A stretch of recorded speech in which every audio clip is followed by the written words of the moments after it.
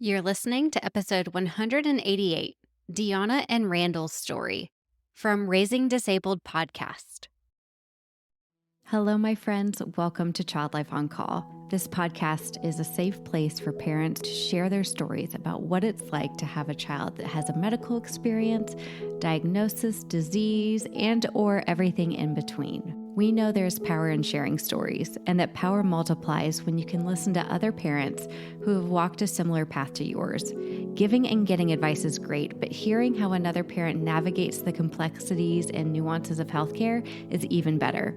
As a child life specialist, my role is to support, validate, and provide emotionally safe spaces for kids and their families, and I am so honored to be on this journey with you. In addition to parent stories, we sprinkle in some expert episodes every now and again that have content for both parents and professionals in the field of healthcare, all with the mission to empower parents to be confident advocates and partners with the care team during healthcare experiences. We're so glad you're here. Hello, my friends. I'm so happy that you're here to listen to Deonna and Rhandyl today.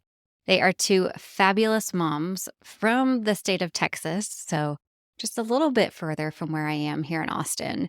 And they are the moms behind the new podcast called Raising Disabled. And they speak about their own personal experiences and what they go through for raising disabled children from two totally different perspectives, but so much commonalities. So Rhandyl, you'll learn a little bit about her story, and her daughter was born with some, and you'll hear from Rhandyl, who has been caring for her daughter who has been disabled since birth. And then we'll hear from Deonna, whose daughter became disabled after a freak tragic accident. So this is a great introduction to the two of them, so you can get to know their personalities and how much fun they are. But then please go to Raising Disabled podcast and listen. They, first of all, are such sweet and cute friends. So it's really fun to listen to them, like encourage each other, joke around with one another. Makes me so sad that I don't have a co-host for this podcast. Totally jealous of their friendship.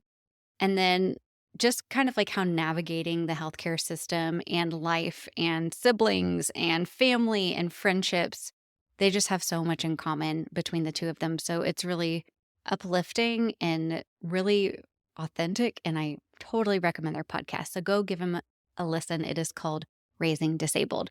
Okay, so I'm so honored to be able to share their story, a little bit about how they came up with the podcast together, who slid into whose DMs and how they became friends. But yeah, I'm just so thrilled you're here with us today. So thanks for being here. So I'm so excited to have Deonna and Rhandyl with me today. I am Katie, the host of Child Life on Call, and I'm specifically excited, Rhandyl, because you and I got connected through a mutual friend, and it's always just more fun when you know somebody through somebody else. But you are somewhat new podcasters, and I love listening to your podcast, Raising Disabled, and would love if each of you could just tell us a little bit about yourself, where you're from, and a little bit about your family. And then we'll get started from there. So Rhandyl, since I called you out, do you want to start? Sure. My name's Rhandyl Vinyard, and I'm a mom of two. I live in Lubbock, Texas. My husband and I do. We've been here for probably around 15 years or so. And we both work in the medical field. I am a physical therapist assistant. My husband is a family nurse practitioner. And we have two kids. Remy is our oldest. She's 6. She's about to be 7 at the end of August. And then my son Barrett just turned 2. I'm Deanna Wade, and I live in Lubbock, which is the same town as Rhandyl. And we've been here a few years, and we went to college here back in the day, but we made our way back here. And I'm married to a police pilot. His name's Dane. And then and he's a 6th grader, and then I have my daughter who's 7, Allie, and she's our disabled child.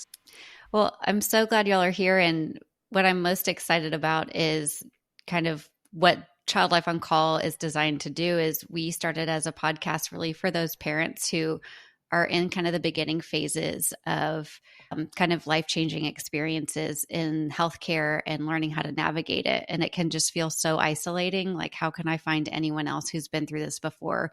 Which is kind of the whole purpose of your podcast, Raising Disabled. So, will you guys, I want to hear first, how did you come up with the idea of the podcast? Like, who texted who first about it, and how did y'all become friends and that whole thing? So it was actually, so me, I actually had texted Deanna about it. So we had been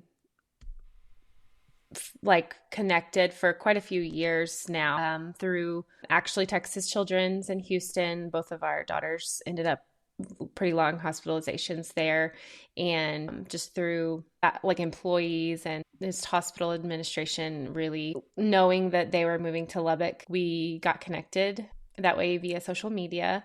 I started following Deonna and her daughter Allie's story, and so my daughter Remington that I mentioned, we call her Remy though, she is our disabled child, and so her daughter and my daughter have similar medical diagnoses and accessories. So both our daughters have trachs and ventilators.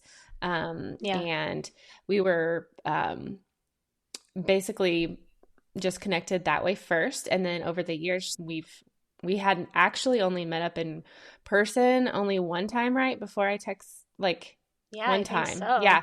We had been in touch a lot via messaging and texting and things like that. And we hadn't even though we lived in the same town, we hadn't met in person other than one time before I actually texted her and was like, hey, random question, but would you want to start a podcast? And she was like, sure. And then we very quickly realized there is a process, big process too. It's not just getting behind a mic and yeah, there's a lot. So, but yeah, I had been thinking for years now that I wanted to find a way to share my story and others that are in similar situations, without exposing my life on YouTube, and just a way that I could just share and try to help others, but in a way that it wouldn't be weird for me. And so I listened to a lot of podcasts, and I felt strongly that I wanted to have a co-host, and I just felt like Deonna, she would be amazing. And so yeah, that was how it started. So yeah, I think if we knew how much went into doing a podcast, we maybe wouldn't have done it, but now we're in it, so we're doing it now. But there are a few podcasts out there like us, but we just wanted people to feel connected because, like you said, when you find out you have a child that has some sort of diagnosis, whatever it is, it's so isolating, and you're searching for people. And I mean, yeah, that's how me and Rhandyl got connected, is people in Houston knew, okay, y'all are in the same town, your kids both have trachs. We would have never met each other if it hadn't been for people connecting us together. Well, we would have probably at some point, but that's the reason we're doing this, is just to make other parents who live that isolated, incredibly different life feel like there's someone out there who understands them, basically. It's so interesting to listen to y'all talk on your podcast, because two very different stories, but all the time y'all are like, oh, that happened to us too. Yeah. That's the same thing for us. Or like, I haven't done that yet, but I know it's coming. And I'm like, the co-host thing, I'm so jealous of. Like, luckily I get to interview people, so I feel like I'm not alone, but it is nice that y'all's banter, the way you talk, the way you connect, and you speak so respectfully and just listen to each other is really, really awesome. It's a great friendship, and it's like we get a little sneak peek into it. Yeah, it's funny. We talked about it when we very first started. We were both like, it's kind of good that we don't really know each other that well, because literally every episode we're learning something new from each other. If we would have known each other for years, and then we wouldn't think to ask certain questions because we would just already know them, So yeah, we enjoy it a lot. So yeah. And it's also what you mentioned, Rhandyl, just about being able to share your story in a way that you want it to be shared. Podcasts are so authentic because we're just sitting here talking, but at the same time, there's an amount of control you get to have. And like on Child Life on Call, we really want to focus on how your interpretation of your events and how it affected you as a parent. So that might kind of be a good starting point. Deonna, since I had Rhandyl start first, I'll have you start this time. Yeah. If you want to tell us a little bit kind of about your background before becoming a parent and what your kind of introduction into the medical world was through your daughter. Yeah, so I was a teacher for a while, and we actually moved to El Paso, Texas a while back. And I'd already had my son. I had my daughter there in El Paso, and I like to say my life was super normal. I hate to use that word, but there was just I did not have any interest in the medical field. I would pass out if I saw blood. That was not my thing. And so when I look back on my old self, it's very shocking to see how far I've come, but no interest in the medical field whatsoever, like at all. And so I'll give a quick story of my daughter. In 2020, she fell off our couch and was just instantly paralyzed from the shoulders down. And we had no idea she had something wrong with her. She actually had something wrong with her brain and basically had like a very serious stroke as a result of that incredibly innocent fall. It's a 1 in a million thing. It's very rare what happened to her, but we're thrust into that medical world, and it was a very eye-opening, shocking, traumatic, next few years. We're coming up on 3-year anniversary of it this November. And so our whole world now is medical. We think about it all day. We talk about it all day. Me and my husband are like, what did we even talk about before this happened? I don't know. I mean, that's all we talk about, and we live and breathe it. But we just were thrust into that world. And a lot of people will ask, are you guys a nurse, or is one of you a nurse? No, you really have to get that level of knowledge about your kids specifically, that we never ever thought we would know these things or have an interest in them, but you're forced to learn it because it's your kid and you love them and you're gonna do whatever that's our introduction into the medical parenting lifestyle. And so Wow. Yeah. And on our side, we are, like I said earlier, both in the medical field, but so my husband, he worked adults in the hospital. He was a nurse at the time, and I worked outpatient orthopedic adult physical therapy. So yeah, this is kind of a funny story that we like to tell my husband. People would ask him when he was in nursing school, what do you want to do? What area do you want to work? And he was like, I know, like, there's for sure like the big things that I do not want to work with, and that is pediatrics and tracheostomies. And God was like, well, here you go. So challenge accepted. Yeah. So that was kind of our pre-medical story. But so our daughter, our first pregnancy, I'll try to make this short. The full story, not really the full story, but a little longer story is on our Raising Disabled, Randyl's story. But I went into labor at 32 weeks unexpectedly, unknowingly. Anything was wrong. It was just very quick. Had Remy very fast and furious, and she was born not breathing. They intubated her in the delivery room and rushed her to the NICU. We were told later that she didn't move a muscle for like 4 hours, and they didn't know if she was going to make it. Didn't tell us any of that at the time, but until after she kind of came around, and she ended up not being able to breathe without the tube. And so she ended up we were transferred from our local hospital here to Texas Children's when she was 2 months old, and she got her trach and a G-tube when she was 3 months old. And then we ended up spending a little over a full year at Texas Children's. She was in the NICU, and then she was transferred to, they now call it the TICU, the transitional ICU. At the time it was called like the PCU. Yeah, I can't remember what that standard for. But anyway, we were there for, basically she was just there. We were trying to transition her home on a ventilator, and her settings were so high that no one in Lubbock was very comfortable, and they weren't comfortable sending her that far away from a large pediatric medical area. And so we basically kind of had to wait it out. There were lots of ups and downs and roller coasters on that whole year, but she was eventually home. She was a little over 15 months old when we brought her home to Lubbock. And since then, you know, she was at that time on very high ventilator settings 24/7. That was in 2017. In 2019, she went to Boston Children's Hospital and had selective airway surgery that we were able to get her approved for. And it was called a posterior tracheopexy. So ultimately, Remy's airways are really floppy, and it's called tracheobronchomalacia.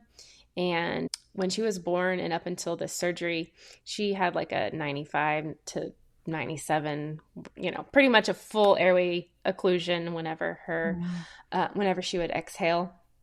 And so I had got on and researched and found this specific thoracic surgeon that was performing these procedures specifically for these malasias and pediatrics. And so she went and had the surgery in January of 2019.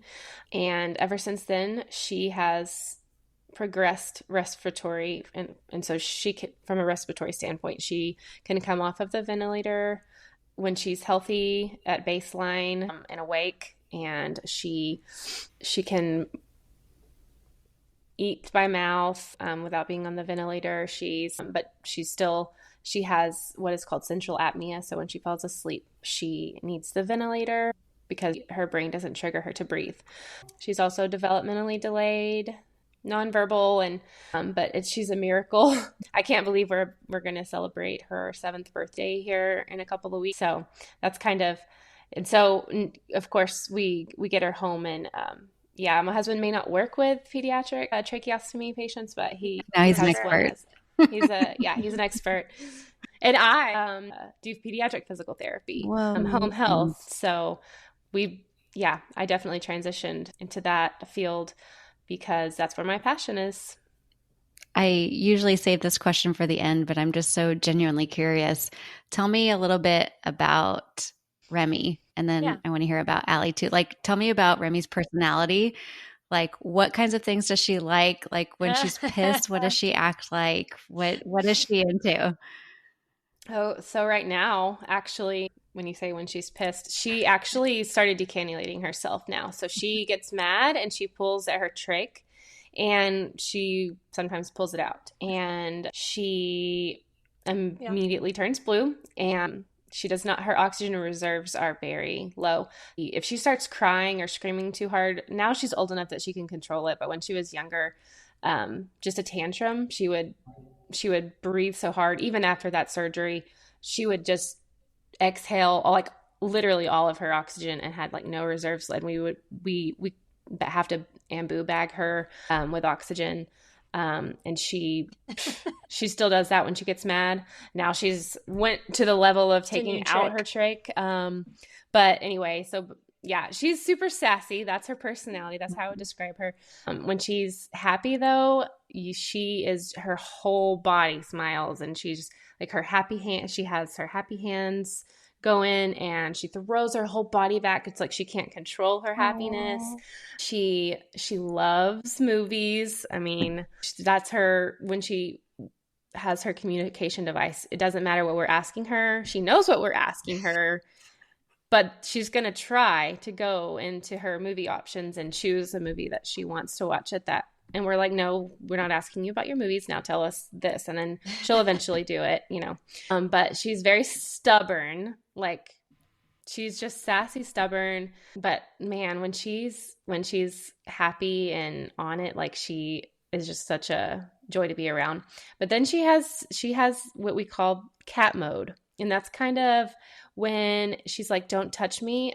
I only want your attention. Like it's my choice." Like we call it cat mode. She'll just be very just like leave me alone. Yeah. I mean, it's funny. She's all sorts of Remy's all sorts of That's funny. modes, but there's cat mode, happy mode, piss mode. Yeah. Love it. What about Allie? Yeah, Allie is so fun. I mean, it as if you have any listeners who've had a kid have an injury, it is a little different because we know the before and then we know the after, and whether it's as serious as what's happened with us or not, there have been personality changes for sure. She was my second kid. So she was very fearless and did all kinds of crazy things and just was really outgoing. And so we had to suffer the loss of some of that going away. Because when you get hurt, you can't do all the things. She's in a wheelchair now. So she's about to get her own wheelchair where she'll have a little more freedom. But I forgot to say earlier, she's trach, she's on a vent too, all the fun things. But it's amazing because we had to watch her go through a depression as a 4-year-old, which is not fun. But now she's, in the last year or so, she's coming out of that. And one of the hardest decisions we made was sending her to school because we knew when you have a kid like Allie or Remy, if they get a cold, they could end up in the ICU. It could be deadly. And so we knew putting her in school was risking, some of that safety of her health. But we did that, and it's been amazing seeing her get to be around kids again because our situation happened during COVID. And so getting to see that spark come back and the orneriness come back, she's stubborn too. She likes what she likes, but she didn't suffer any cognitive changes, even though she had a massive stroke, which we're so blessed about. But she's still the fun, loving, silly girl. She loves all the things, movies and things like that too. But we're really blessed that we didn't lose that cognitive side of her too, because she can still talk to us and remember all these things. And yeah, she's super fun. Everybody loves her. But yeah, it was hard watching a 4-year-old go through something that difficult and then watching them kind of recover from that over the last few years. But we're starting to kind of get our old Allie back. She'll start to say something or do something silly or funny that she hadn't done in a while. So it's nice getting her back over the last, year and a half or so. Wow. So for the listeners, we just spent an hour talking to each other I was on their podcast. So I feel like I know some insights about you, and I've listened to y'all's podcast, but just the story about Allie being like, I don't have to do any chores. When you get paralyzed, you're definitely out so funny. of, having to do chores forever. So she's loved that. There's a few perks. There's not too many, but there are a few, and she knows what they are, and she takes full advantage. She'll take them. Yeah, she likes to make sure her brother knows he has to do more chores than her. Her only chore is to sleep at night, and she doesn't even do that sometimes. So, that's her only job, and she'll stay up all night long, party all night long, and we're just like, oh, Allie, seriously. But it's funny. Ooh. When you guys, I'm just kind of going to toss questions out. Feel free to whoever can answer first. But when you guys are looking back, over the past 7 or 3 years, what are some of the best things that you've done for yourself to take care of yourself, to feel like you? The podcast. Honestly, this, I feel like I don't know about you, Deonna, but I feel like, we started this just a few months ago, but I feel like so much at peace. There's so much that I've wanted to say and get off my chest for years and didn't have really an outlet for it. And I did, there were groups and things that I was a part of that were support groups and that were helpful. But like really, yeah, this podcast has been very, very helpful for me to kind of express those things. One of the biggest things for me since Remy's birth and all the trials and triumphs and everything, Remy has taught me patience and that I'm not in control, and plans are for the birds. So just to live in the present and not stress about the small things. And my faith in Christ has flourished throughout the journey, raising disabled, and so many things that have been thrown at us over the last 7 years are so intense. I don't even know what I would do without Jesus. And so many things that I've learned from Remy are biblical teachings that before were just morals or words that you were supposed to live by, things that I memorized. But through this roller coaster of unknowns, I've truly learned that our Savior is ultimate control. And so, yeah, if there's anything that has helped me and got me through this, it would be my faith in Christ. Yeah, I feel all that stuff that she said for sure. And I think what I do for myself to kind of be okay, because it's a lot of work. It's a lot of work to be okay when you've seen the things that I've seen or the things that Rhandyl has seen with our kids. And I know a lot of parents can relate to this, but I actually started counseling pretty soon after this happened. And that's been good because and I highly recommend that to other parents who are going through any sort of difficult thing. And other difficult things have happened to me since this happened with Allie. This isn't the only hard thing that's going to happen to someone in their life. And so I think it's good to have someone you can talk to that is not in your family, or that you're not going to hurt their feelings, or just like a impartial third party. And so I've been doing that for a few years, and it's been good to get to be able to tell somebody how hard this is without being worried about if it's going to hurt their feelings or things like that. And another thing I do to help me be okay is, I know this can sound kind of insensitive sometimes, but my kids are obviously a big part of my world. I love them very, very much. I would do anything for them, but I've not allowed myself to make my kids my every single thing. I love them, but me taking care of Allie is not my only part of my identity. I still have hobbies. I mean, like, this podcast has been a really fun hobby for me. I do art. I do these other things outside of Allie. And I think it's very dangerous when parents like us become obsessed with that caretaker role, and it can become their only thing and their identity. And then, if something was to happen to one of our kids in the future, you would have nothing. You would not have put any effort into anything else for yourself. And so I go on trips without Allie with my friends. I'm going on one in a couple weeks.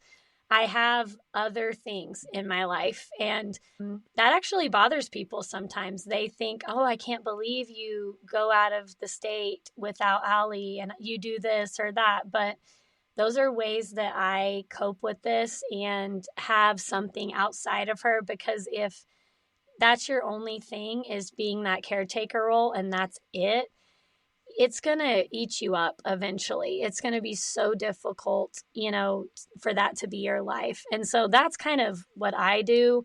And I do a million little things for myself every day to be okay and to have this great life with her. Because we've talked about this before. Me and Rhandyl both have great lives. We have really hard lives that some people wouldn't understand or can't imagine, but we have good lives and we still have a lot of fun. Sometimes I think we have more fun because we understand that life is short and that we're not guaranteed tomorrow. So let's just have fun today and be happy and thankful for what we have. So that's kind of what I do for myself. I love that. Thank you for speaking on that. It's probably also comes in waves, and towards the beginning of your journey, it's hard to see that life could exist for you. It feels so far. But hearing from both of you that it is within reach at some point, and like, I had never even, heard it articulated this way, Deonna, but like hard things are going to continue to happen. This isn't the one and done. And some will be associated with Allie and Remy and some won't. So, I mean, to have any capacity to take whatever challenge comes next, like the investment in yourself is so important. We'll be right back. One of the things I am asked the most often as a child life specialist, not only by the patients and families that I've worked with, but by my friends, is how can you support and prepare your child for a shot? And as a parent myself, I know sometimes it's so hard to even concentrate on what the doctor is saying because I'm so nervous about my child having to get a shot. And yes, that's even coming from a child life specialist. Thankfully, I can rely on what I know about child development, family-centered care, and trauma-informed care to pull on medical stressors that could come up for my child, and I know how to support them through it. And now we want to give parents those same tools that child life specialists use. And that's why I'm so excited to share with you our new course that's made just for parents. We have worked with instructional designers who are experts in making courses online. We want to put you, the parent, in the driver's seat of these appointments. What we do is we go by age group and tell you exactly what the stressors could be for your child and what the interventions are that a child life specialist would use to help your child through having to get some sort of poke. If you're a parent who wants to walk into your child's medical appointment and instead of feeling overwhelmed with anxiety, you want to feel empowered and know how to prepare and support your child and how to advocate for them, then this is the course for you. This course will only be available for 4 weeks, so go make sure you pre-enroll for the course this fall. Go to childlifeoncall.com/mychildneedsashot. That's childlifeoncall.com/mychildneedsashot. I'd love to hear how you both found your voice advocating in a medical setting. Rhandyl, I could say it's easier for you because you know how to speak pediatric, but everything goes out the window when you're dealing with your own child. So when can you think of like a story or maybe one of the first times you found yourself using your voice and maybe it not being met with the way you thought it would be met, not in a bad way on the clinical team, but just saying like, oh, I do have say in what is happening with my child. Do you guys have a story or experience you could talk about in advocating? Yeah, so my journey with advocating was a slow one because I was so nice and just so passive and that was my personality back then. And I have MS, so I had sort of had to advocate for myself just like a little bit, but not what I was going to have to do with this. And so during the hospital part, I wasn't very good at that. I actually relied quite a bit on nurses to talk for me. And I think that's okay. I mean, you don't bear overnight unless you were that way before.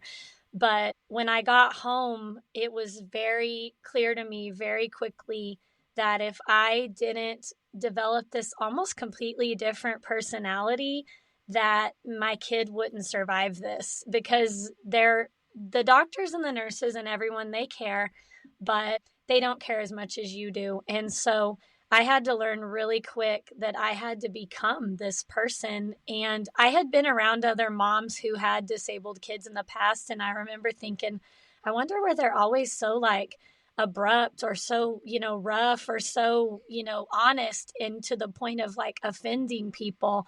And now on the other side of it, I get it. They had to become that way.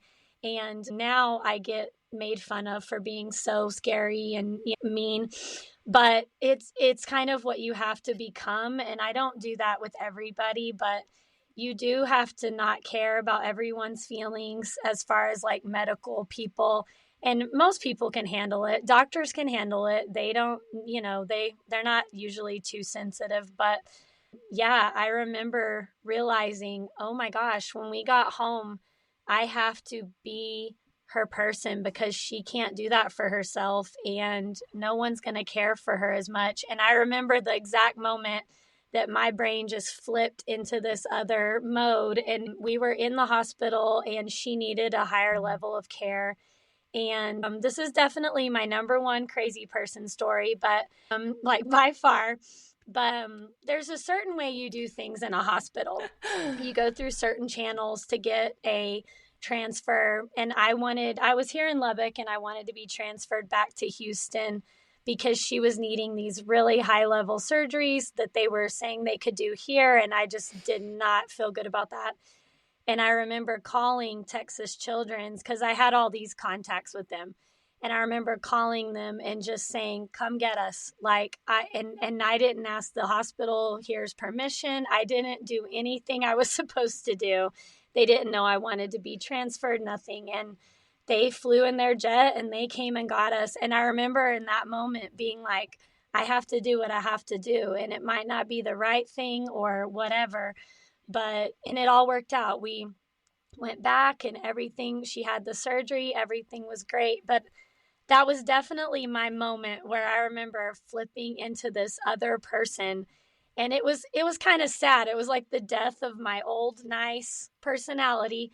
And it was hard. And, but it is hard to be a parent of a disabled kid. You have to not care as much as you maybe used to or even want to. But yeah, we definitely aren't all cuddly all the time. It's tough. We try to be, but it's not always going to be that way. I would say for me, honestly, I was becoming a parent for the first time, and I was definitely overwhelmed with the NICU experience in the beginning. At the beginning, just listen to what the doctor said. They were treating the situation as a typical preemie situation. And then once we kind of figured out, no, like there's something else going on. And I had a very seasoned nurse here at the local NICU before we were transferred. As they were bagging her, they said, Mom, here, and handed me the bag and had me bag my 2-month-old infant. And she said something to the matter of like, this is your child. You're going to have to learn how to do everything that we're doing if you basically want her to survive. And so then it was kind of, it's not like a switch like Deonna had, but it was more of like growing through different experiences that we had. So just, I didn't know what mom gut felt like the feeling that you have. And I learned the hard way a few times in the beginning. If I didn't say anything, something I was feeling strongly about, but I was like, no, like they're the medical staff, like they're the professionals. They know what they're doing. That was what the voice of my mind was telling me, but my gut was telling me like, this shouldn't happen or this should happen. And then when I realized, after the fact that I should have said something. And then I was like relentless. From that point on, Deonna and I have talked about this before. We definitely had the sticky note on our charts. Our kids' charts was like, hard mom, like warning, when you step into this room or when you round on this kid, like you're going to get the 20 questions. You probably aren't even going to get report from nurse first. Mom's going to tell you how it is. So it was definitely a learning process. And I think it was just like figuring out that, oh, I'm mom and I have the say. I have a lot of say in what's going to happen every day, even in the hospital. And I did, and I took that, and definitely I learned a lot. And so that's it was more of a process for me. But by the end of it, and by the time we got home, and to this day, everybody that knows me and Remy in a medical way knows that I know her best, and they trust what I say. And if they don't, then they're not in our village, basically. Well, and I think about you, Rhandyl, like you literally having just given like traumatic birth where out of nowhere, and like your point of you were just becoming a mom too. And that mom gut maybe doesn't come as naturally as society makes it think that it does, right? Because all of your systems are crossed. Yeah. You guys are both in a unique kind of situation that I'd love to hear about in terms of, and maybe you're kind of well known in your community hospital now, but because you're not located next to the hospital that you go to all the time, or maybe you would get transferred to for bigger surgeries, I'm sure you can walk into the ER and have to do a good bit of like, let me give you the breakdown on this, this, and this, and this. And what does it feel like to have to be in like a complete medical record at all times and educating hospital staff on that? Oh, it's exhausting. Yeah. But I walk in now when we go into the ER.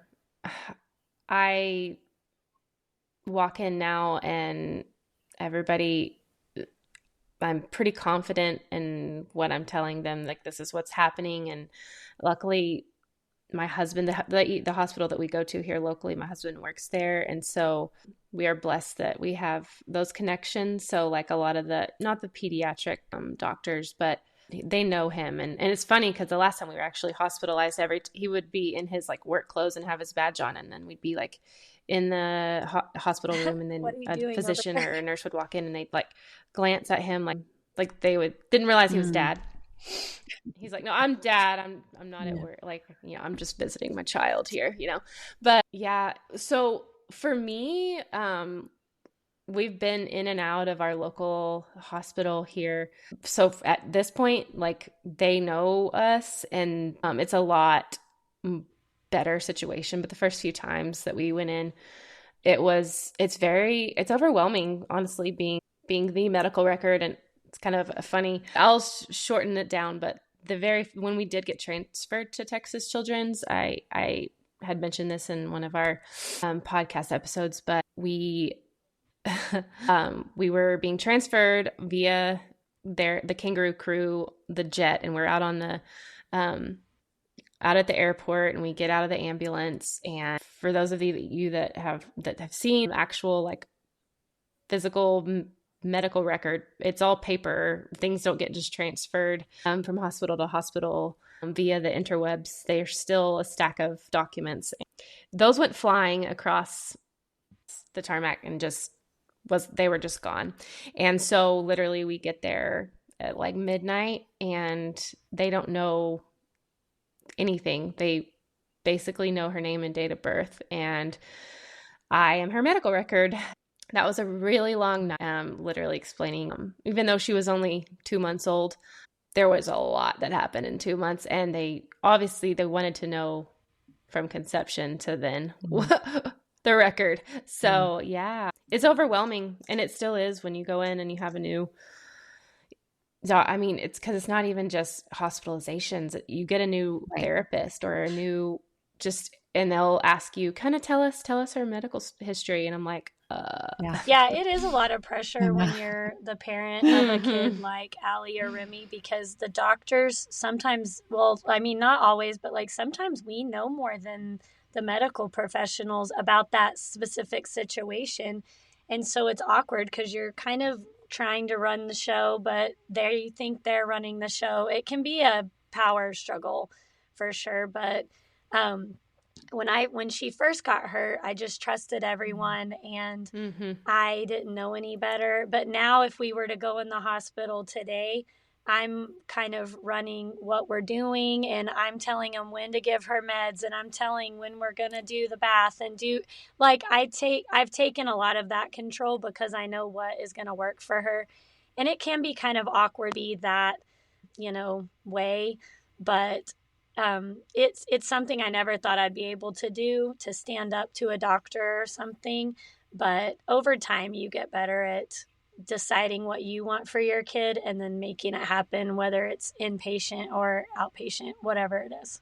Yeah, that's such a good example too about the meds and the bath. It's kind of an aha moment when you realize like, oh, we don't have to do a bath right now. Like, oh, wait, I can put a sign on the door that says I'm not waking up. Like, don't come in the next 30 minutes. Like, I can turn away child life for the moment when they walk in the room if it's not a good time, because those are all such important concepts that you just kind of have to learn over time. But the more, you speak out about this, that it is an option, it can be a game changer. Yeah. For sure. Well, I promised you guys, because we talked all morning too, and you have a life to get back to, that we would be somewhat quick on this. And you have so much on your podcast that's, storytelling, advice, and just wisdom from what you've been through. What do you hope to do with your podcast, and what kind of community have you built so far? I know when I was on yours, you already had questions from a little community. So how can parents find you? How can they connect with you? And what are you really looking to do together as a community? Yeah, we have a group that parents can be a part of if they want to. And it is a closed group for just parents of kids with disabilities that are more on the long term side, And we ask them questions before we do every podcast, because I only know what it's like to be a mom to Allie. Rhandyl only knows what it's like to be a mom to Remy. And so there's so many different things that can be going on with your kids. And so yeah, people can ask us about that if they want to. And we are on all the platforms to listen to our podcast, but we also are on Instagram at Raising Disabled Podcast. And we share a little more of like our personal life, and we share the lives of these girls who are in this group. And it's dads too. We don't want to, exclude the dads, because my husband especially is a equal caretaker in all of this. He knows everything I know, which isn't always the case, but in ours it is. And so, yeah, people can find us anywhere they listen to podcasts, but I can speak for myself. The reason I said yes to Randyl's podcast or idea, because, we really don't have enough time to do something like this. It's so much effort to plan these out and record them and edit them and do all the things it takes. But I remember that first day of them telling me that she was paralyzed, she was going to be getting a trach, this was not going away. And I just got on Instagram and I was trying to find, is there someone out there who knows how I feel? And it was hard. It was hard to find somebody. But you could use, hashtags and things like that to find trach baby or trach life or, things like that. But it is, like we said at the beginning, so isolating, where you don't feel like you're alone until you step out that front door and you're at church or at school and you're comparing your kid to everyone else. And me and Rhandyl have talked about this a lot on our podcast about dumb stuff doesn't matter anymore. We don't care about any of the silly little things in life that we used to care about. But, and so even that, it's hard to make friends with other moms because we just aren't going through the same journey as them. We're thinking about whether our kids are going to live or die. That's not something that most moms have to face every single day. And even me and Rhandyl have made friends with two other girls. And the connecting factor is that all of our kids have trachs. And so we're doing this podcast so that people won't feel alone. And then there's this other aspect of the world is clueless to how to treat disabled people. Me and Rhandyl have a million stories of people coming up to us doing highly offensive things that they don't know are offensive, and or just annoying, or like the world doesn't know how to treat disabled people. And that's one of our goals too, is to educate people. We even have a segment that we're going to start doing called Dumb Things People Say. And it's just funny. I mean, it's funny things people have said to us that we're like, oh, I don't really like that. But, we kind of joke around about it and try to have fun, but also educating people. This is why you should never say this to a parent of a disabled kid or to a disabled person or whatever. So we have really fun plans for it, but that's kind of my why for this. Randyl's might be a little different. It's very similar. Just basically, I just want to be a resource for people that are in similar situations to us. Just being a resource for caregivers that are raising disabled, and also, like Deonna said, educating everyone, because this podcast, we want to be a resource for everyone, not just the disabled community. My biggest reason for this is just to share and to create a community and let everyone, like, we want people to know that everybody belongs. Like, that's so our biggest thing is like everybody belongs. And yeah, we're just so excited. There's so many new things. There's so many things to come. And we have so many ideas. Like when we very first sat down to talk about, you know, ideas. I mean, we have topics like we could just go on and on. And so it's exciting.